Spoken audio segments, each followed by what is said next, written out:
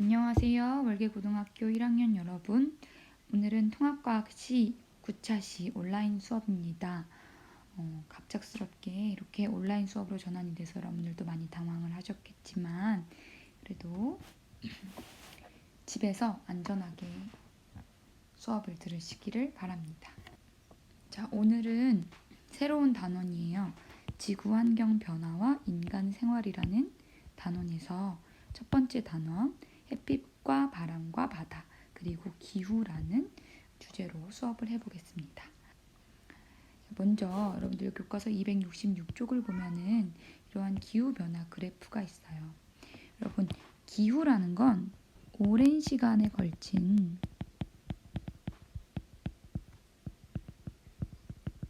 평균적인 대기의 상태를 말해요. 우리가 어떤 거랑 구분을 해야 되냐면 기상과 기후는 다른 것입니다. 기상은 우리가 날씨라고도 하죠. 이거는 굉장히 짧은 기간 동안 일어나는 대기 현상이에요. 예를 들어서 오늘은 비가 온다거나 아니면 흐리다거나 맑다거나 이런 것들인데, 이러한 기상현상이 계속 오랜 시간 동안 축적이 되면 나름대로 어떤 평균적인 데이터를 얻을 수가 있잖아요. 예를 들면 온도가 어떻다는지, 비가 얼마만큼 내렸다든지, 이런 기온이나 강수량 이런 것들이 계속 오랜 기간 축적되다 보면은 어떤 평균값을 가질 수 있겠죠. 이걸 우리가 기후라고 해요. 그래서 우리나라의 여름의 기후는 어떻다, 우리나라의 겨울의 기후는 어떻다, 이런 식으로 얘기를 하잖아요. 그죠? 그래서 기상과 기후는 다른 것이다. 그리고 이 기후를 오랜 시간 동안 연구를 하다 보면 이 패턴이 조금씩 달라지는 것을 볼 수가 있습니다. 그래서 이거 봐봐요. 지금 만년 동안 40만 년 전, 35만 년 전 우리 지질시대 역사 속에서 기후가 이렇게 변해왔다는 걸 알 수가 있어요. 그래서 우리가 이 온도가 이제 높은 시기와 낮은 시기 이런 것들이 있었다라고 볼 수가 있죠. 우리가 저번에 지질시대 할 때도 얘기했었겠지만 이렇게 온도가 낮은 시기에는 우리가 빙하기가 왔겠구나. 그리고 다시 온도가 높아지는 시기에는 빙하가 녹는 간빙기가 왔겠구나라는 게 이제 빙하기와 간빙기가 차례로 반복됐다는 것을 확인을 할 수가 있고요. 자, 1000년 동안의 이제 기온 변화를 이제 보게 되면은 이 1000년 동안에도 이렇게 기온이 왔다 갔다 하는 거를 이제 우리가 볼 수가 있죠. 자, 그런데 이제 최근에 100년 정도는 이제 과학이 발달해서 직접 관측을 할 수 있어요. 붉은색 선은 직접 관측할 건데 100년 이전에는 어떻게 알았을까요? 1000년 전부터 이 기온을 잰 사람이 있었지는 않았을 거 아니에요. 그죠? 이거는 과거에 이제 기후를 연구하는 방법이 있어요. 나이테라든지 산호라든지 빙하 속 공기방울 같은 것들, 이런 것들을 가지고 이렇게 기온 변화를 관측할 수도 있습니다. 그래서 그 연구 방법에 대해서 조금 자세히 얘기를 해보려고 하는데요. 교과서 267쪽에 있는 두 가지 연구에 대해서만 간단히 얘기를 해보겠습니다.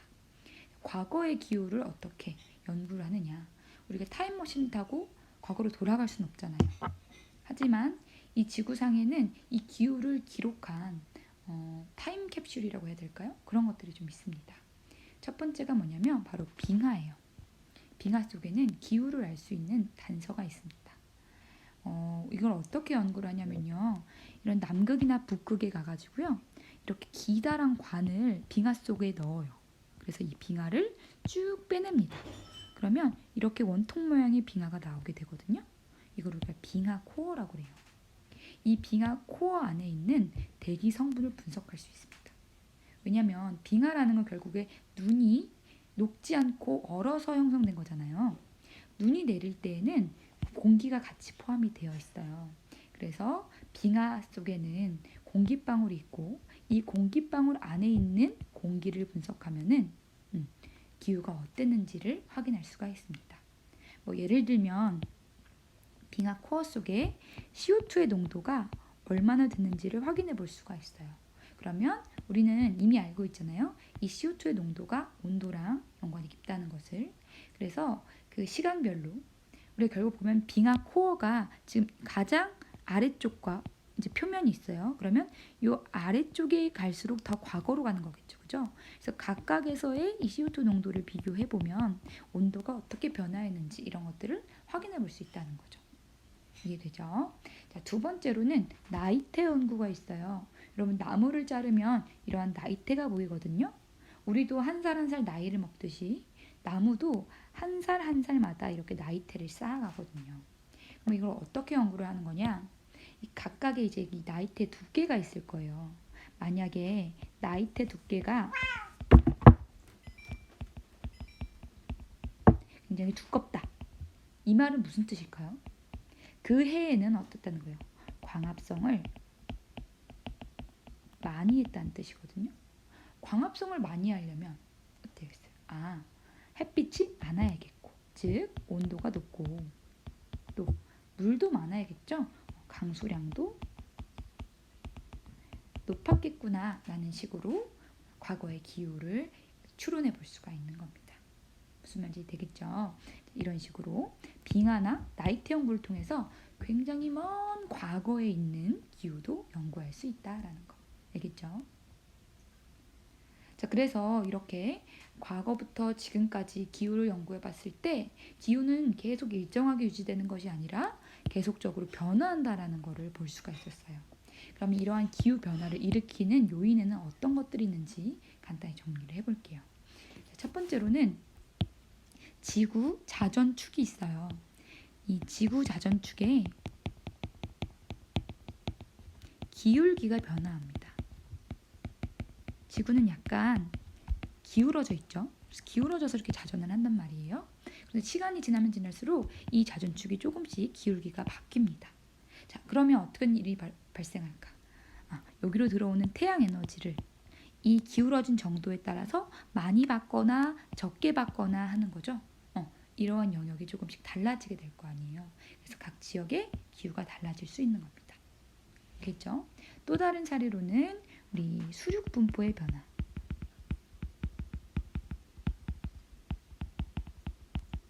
이거는 저번에 지질시대 배울 때 얘기를 했었죠. 이렇게 수륙 분포가 달라지게 되면은 여기에 흐르는 바다의 흐름, 해류가 달라지면서 기후가 변할 수가 있다. 이런 얘기를 했었어요. 또 다른 사례로는 대규모의 화산 폭발이 있어요. 이것도 마찬가지로 지질시대 파트 때 했었습니다. 화산이 대규모로 폭발하게 되면 엄청난 양의 화산재가 나오기 때문에 이렇게 햇빛을 가려서 햇빛이 많이 도달하지 못하니까 어때요? 지구의 기온이 내려가는 이런 식으로 기후 변화가 일어날 수가 있고요. 자, 마지막은 인간의 활동이랑 관련이 있어요. 바로 우리가 화석 연료를 열심히 태우게 되면 대기 중에 그렇죠. CO2 농도가 바뀌죠. 대기 중 CO2 농도가 증가하면서 어떻게 돼요? 온도도 함께 증가하게 되죠. 이 지구 온난화 현상에 대해서는 다음 시간에 더 자세히 얘기해 보도록 하겠습니다. 자, 이러한 요인 때문에 기후는 항상 일정하지 않고 계속적으로 변화한다라는 것을 기억하면 되겠습니다. 자, 그렇다면 이 기후가 어떤 과정으로 형성되게 되는지 요걸 한번 생각을 해볼게요. 각각의 지역별로 기후가 다르게 나타나는 이유에 대해서 얘기를 해볼 겁니다. 자, 첫 번째로 이 기후라는 건 결국에 태양빛을 얼마만큼 받느냐가 가장 중요한 원인이 돼요. 자, 그러면 생각을 해봅시다. 우리가 여기에서 위도라는 개념을 알아야 되는데요. 위도는 이렇게 지구가 있을 때 이 지구를 가로축으로 이렇게 나누게 되면 위도가 낮은 지역부터 높은 지역까지 얘기를 할 수가 있게 돼요. 그래서 이 지구의 가운데를 이렇게 잘라서 이 부분이 뭐가 되냐면 0도가 됩니다. 0도, 이걸 우리가 적도라고 하죠. 그리고 가장 요 위쪽, 여기를 이제 90도, 그래서 극이라고 해요. 그죠? 그래서 0도부터 여기가 30도, 60도, 90도 이런 식으로 위쪽으로 올라갈수록 위도가 높아진다. 물론 이제 남반구도 있으니까 남반구의 경우에는 이렇게 내려갈수록 이제 위도가 높아지는 거겠죠. 태양은 지구보다 훨씬 크죠. 훨씬 크기 때문에 태양빛이 동일하게 이렇게 옵니다. 그죠? 여기에 지금 보이죠? 이게 태양빛이에요. 자, 그럼 어때요? 자, 이렇게 위도가 낮은 지역, 우리가 이걸 이제 저위도라고 하죠. 저위도에서는 요거를 똑같은 에너지를 받는데 요만큼의 면적이 있어요. 요만큼 면적에 이렇게 에너지를 받는다면, 자, 고위도, 뭐 예를 들어서 90도 부분을 봅시다. 자, 고위도는 똑같은 태양 에너지를 받는데 면적이 훨씬 더 넓어요. 자, 이 말은 무슨 말일까? 결국에 같은 면적으로 따지게 되면 이쪽은 어때요? 고위도는 단위 면적당 태양 에너지의 양이 낮고, 이쪽은 태양 에너지의 양이 높겠죠. 즉, 단위 면적당 받는 태양 에너지의 차이가 발생됩니다. 자, 그렇게 되니까 어때요? 여기 보이듯이 저위도 지역은 태양 복사 에너지를 많이 얻어요. 그런 반면에 극지방은 태양 복사 에너지를 적게 얻습니다. 자, 지구 복사 에너지라는 건 뭐냐면 태양열을 받아서 지구가 따뜻하게 데워지죠. 그러면 그 열을 방출시키는 거거든요. 근데 지구 자체의 지구 복사 에너지는 각각 지역별로 동일해요. 위도가 낮은 지역은요, 태양 복사 에너지가 지구 복사 에너지보다 훨씬 더 큽니다. 그걸 우리가 뭐라고 하냐면 에너지 과잉 상태라고 해요. 에너지 과잉. 태양 에너지가 더 많이 들어왔죠. 자, 근데 극지방은 어떠세요? 태양 복사 에너지가 작고 지구 복사 에너지가 더 크죠. 얘는 에너지가 어때요? 지금 부족한 상태인 겁니다. 받는 양보다 방출한 양이 더 크니까. 여기까지 되겠죠. 즉, 어떻게 되냐면 지역별, 위도별로 에너지의 차이가 발생되는 거예요. 이걸 우리가 뭐냐면 위도별 에너지 불균형이라고 합니다. 자, 그런데 만약에 이 지구가 그냥 돌덩이였으면 여기는 엄청 뜨겁고 여기는 엄청 차갑게 그대로 유지가 됐을 거예요. 그런데 다행히도 지구는 무엇과 무엇이 있냐? 바로 대기와 바다, 즉 해류가 있습니다. 자, 대기와 해류는 움직일 수가 있죠. 공기 그리고 물. 그래서 얘네들이 에너지를 싣고 어떻게 할 수 있냐면 움직일 수가 있는 거예요. 그래서 에너지가 많은 곳에서 에너지가 적은 곳으로 이동시킬 수가 있습니다. 그래서 우리가 대기의 흐름을 뭐라고 하냐면 대기 대순환이라고 하고요. 해류의 흐름을 뭐라고 하냐면 표층 해류순환, 줄여서 표층순환이라고 해요. 자, 바람과 물이 이동하면서 많은 에너지를 싣고 적은 에너지가 있는 곳으로 가게 되는 거예요. 여기까지 되겠죠. 그렇게 되면 전체적으로 어때요? 에너지 균형을 이루게 되는 거예요.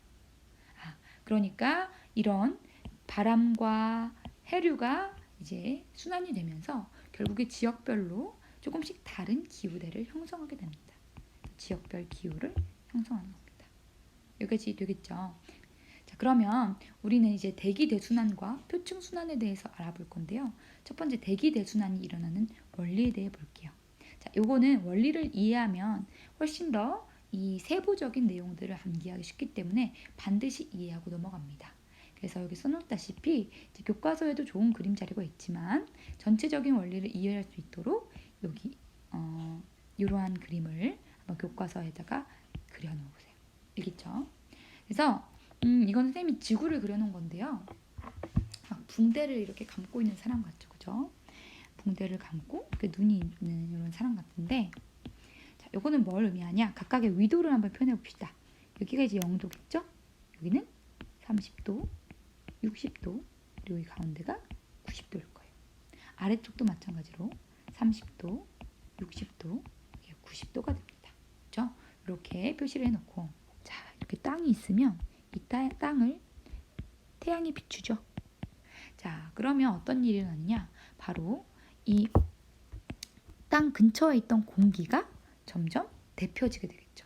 이렇게 따뜻해진 공기는 어떻게 돼요? 가벼워지니까 위로 올라가게 됩니다. 위로 올라가죠. 자, 공기가 위로 올라가면 점점점 위로 올라갈수록 식을 거예요.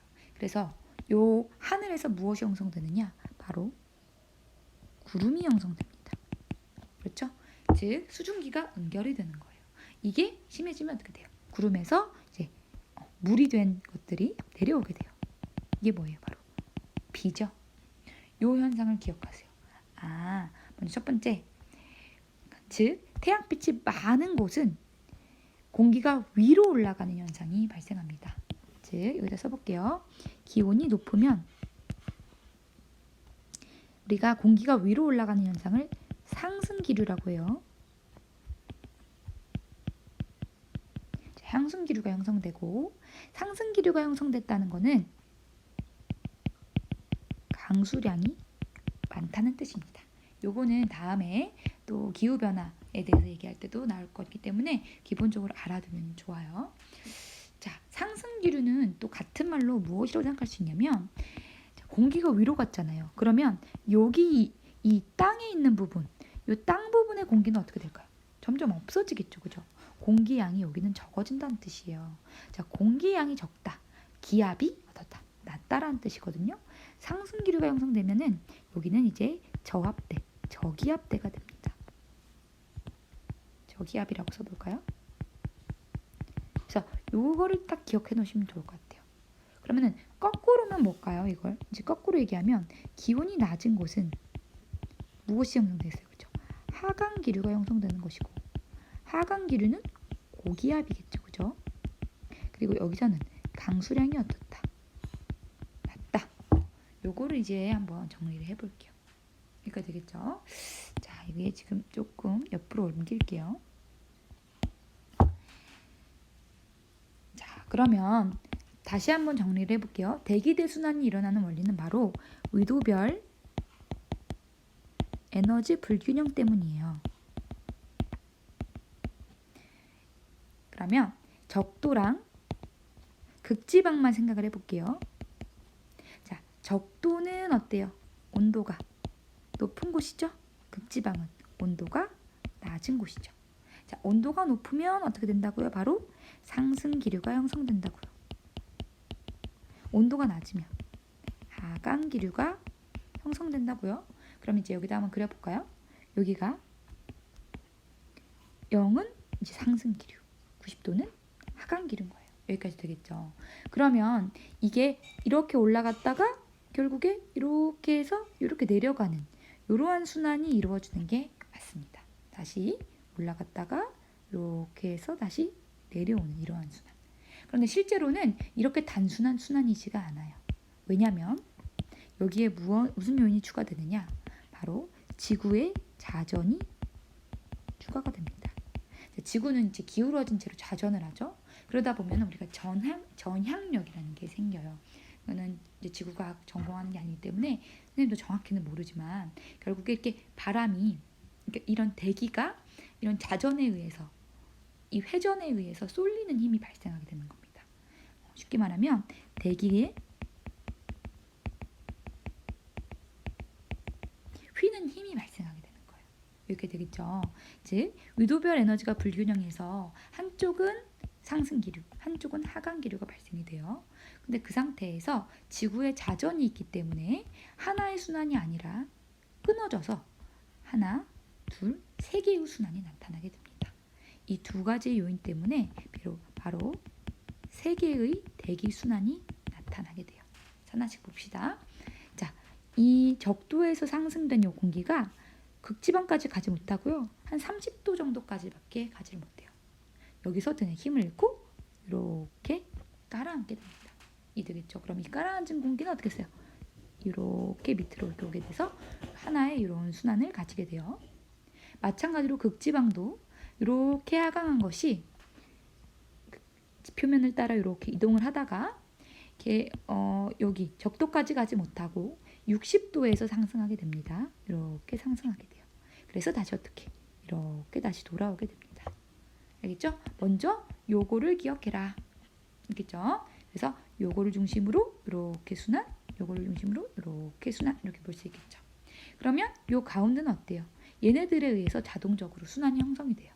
얘는 밑으로 깔아앉으니까 갔다가 지표면으로 가서 다시 위로 올라갔다가 이쪽으로 가는, 즉 순환이 이렇게 한번, 그리고 이렇게 한번, 그리고 이렇게 한번 이렇게 일어나게 돼요. 세 개의 순환이 형성되게 됩니다. 여기까지 되겠죠? 그래서 각각의 순환을 우리가 뭐라고 하냐면 헤들리 순환, 페렐 순환, 그리고 극순환이라고 해요. 이름은 알아두는 게 좋겠죠? 자, 그리고 이제 생각을 해야 될 게, 아까 얘기했죠? 이쪽 상승 길이가 형성되는 쪽은 기압이 어떻다. 저기압이라고 그랬어요. 그리고 하강 기류는 고기압, 저기압, 고기압 이렇게 형성이 되게 됩니다. 이렇게 되겠죠? 자, 그러면 바람은 어떻게 된다? 고기압에서 저기압으로 붑니다. 여기에 보다시피 알죠? 지표면으로 부는 바람이 이 방향인 거예요. 여기까지 되겠어요? 이게 바로 바람인 거예요. 그래서 바람은 항상 이 하늘 쪽이 아니라 요 땅 쪽이라는 걸 생각해도 돼요. 그래서 고기압에서 저기압으로, 고기압에서 저기압으로, 고기압에서 저기압으로 이동한다라는 사실 기억을 해두시고요. 즉 이렇게 떨어지고 이렇게 내려가고 이렇게 올라가고 이렇게 내려가는 바람이 형성이 되는 건데, 아까 뭐라고 그랬어요? 지구가 자전을 한다고 했죠.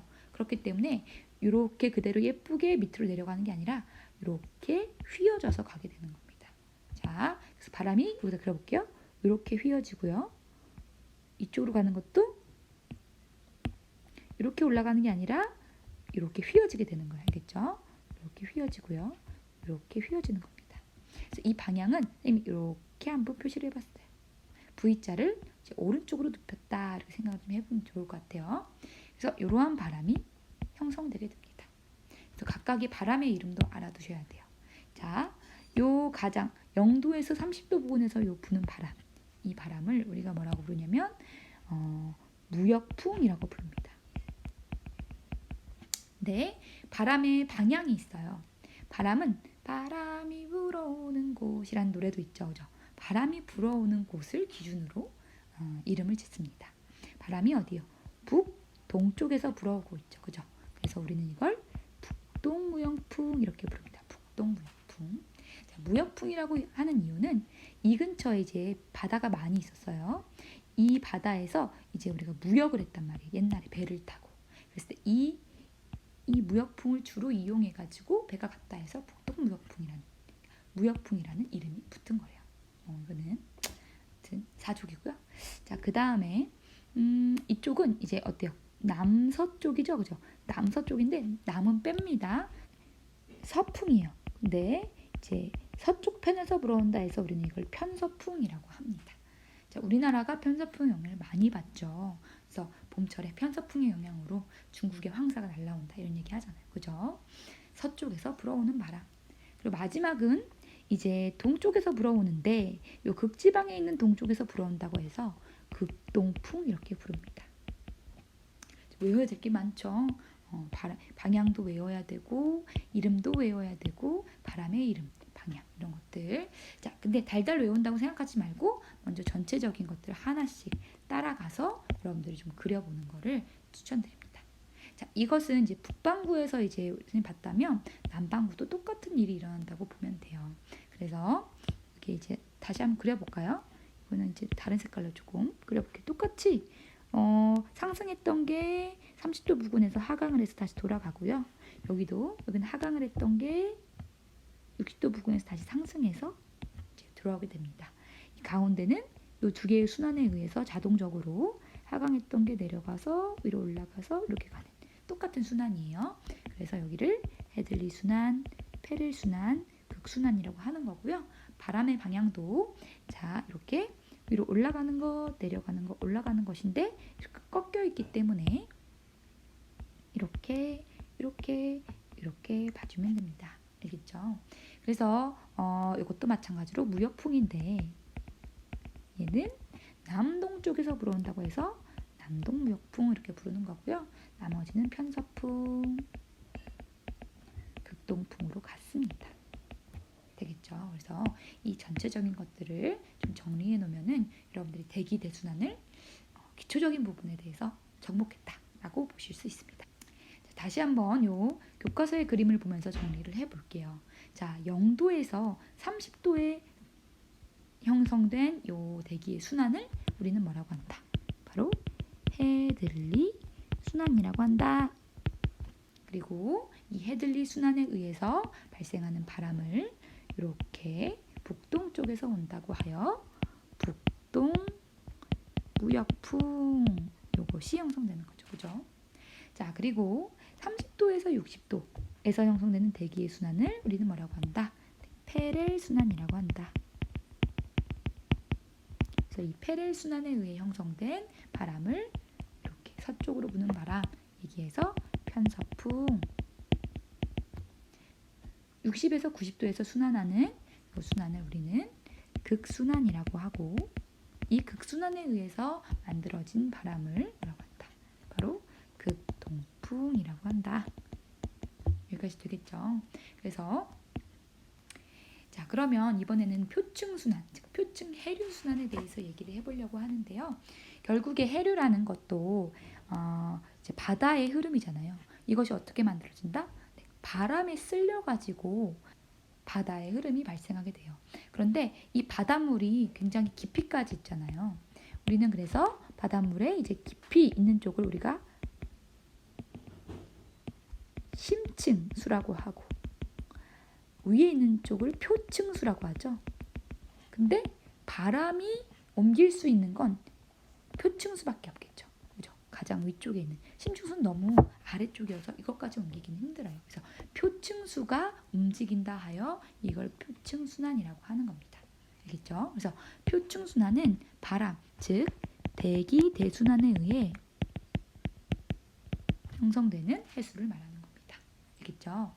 그래서 여기에서 보이다시피 굉장히 복잡해 보이지만 기본적인 우리나라가 여기에 있기 때문에 태평양을 중심으로 조금 봐주면 좋을 것 같아요. 알겠죠? 그래서 북반구를 봤을 때는 이런 식으로 시계 방향의 표층 해류 순환이 발생하는 걸 볼 수가 있어요. 대서양도 마찬가지죠. 그죠? 남반구를 봤을 때는 이렇게 반대로 반시계 방향의 표층 순환이 일어나는 걸 볼 수가 있어요. 그 이유는 이제 약간 얘기했죠. 요 0도에서 30도 부근에서는 무엇이 있다고 그랬어요? 네, 무역풍이 있다고 했죠. 무역풍은 뭐였어요? 동쪽에서 이렇게 불어오는 바람이었잖아요. 그죠? 그 바람에 의해서 이렇게 해류가 형성이 됩니다. 그리고 30도에서 60도 사이에서는 무엇이 분다고 했어요? 네, 서풍, 편서풍이 분다고 했잖아요. 그죠? 서쪽에서 불어오는 바람. 그래서 이렇게 형성이 되는 거예요. 그러면 이제 요 해류와 요 해류니까 이게 물이 쭉 이어지면 이런 식으로 시계 방향의 해류가 만들어지는 거죠. 남반구도 마찬가지겠죠. 그래서 남동풍에 의해서 요 해류, 그리고 편서풍에 의해서 요 해류. 그러니까 어떻게 될까? 이런 식으로 반시계 방향의 해류가 형성되게 되는 것이다. 여기까지 되겠죠? 자, 그러면 이걸 조금 정리를 해볼게요. 자, 무역풍에 의한 해류와 편서풍에 의한 해류의 예시를 몇 개 적어보겠습니다. 자, 여기에다 보이다시피 무역풍에 의한 해류는 이제 적도를 부근으로 적도 가까이에 있는 해류겠죠, 그죠? 그래서 이렇게 동쪽으로 흐르는 북적도 해류와 남적도 해류가 있어요. 자, 그리고 편서풍에 의한 해류는 요 위쪽이겠죠. 30도에서 60도 사이. 자, 그래서 여기에 보이는 북태평양 해류.